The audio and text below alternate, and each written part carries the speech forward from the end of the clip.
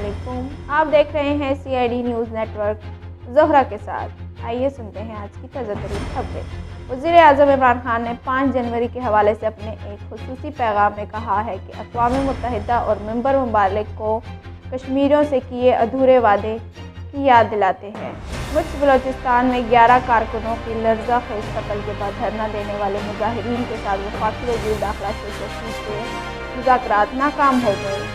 ثانیہ مجھ کے مظاہرین نے دھرنا ختم کرنے سے انکار کر دیا۔ مظاہرین نے مطالبہ کیا ہے کہ وزیر اعظم عمران خان دھرنے میں خود تشریف لائیں، تب تک دھرنا جاری رہے گا۔ ریاستی اداروں کو دھمکیاں دینے پر گرفتاری سے بچنے کے لیے مفتی کفایت اللہ لاڑکانہ پہنچ گئے۔ مفتی کفایت اللہ ریاستی اداروں کو دھمکیاں دینے پر مقدمہ کیا گیا تھا، تاہم مفتی کفایت اللہ گرفتاری سے بچنے کے لیے لاڑکانہ چلے گئے۔ کورونا کی نئی قسم نے برطانیہ کو اپنے لپیٹ میں لے لیا ہے۔ برطانوی وزیر اعظم نے ملک میں نیشنل لاک ڈاؤن کا اعلان کر دیا۔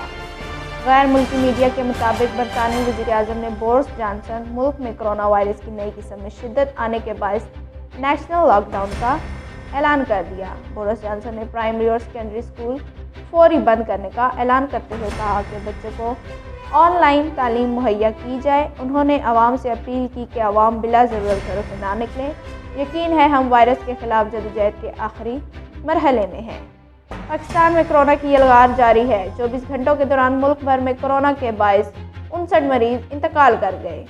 National command and operation centre کے جاری کردہ اعداد و شمار کے مطابق 24 گھنٹوں کے دوران کورونا وائرس کے 1947 نئے کیسز رپورٹ ہوئے، جس کے بعد ملک میں کورونا کے فعال کیسز کی تعداد 35,707 تک جا پہنچی۔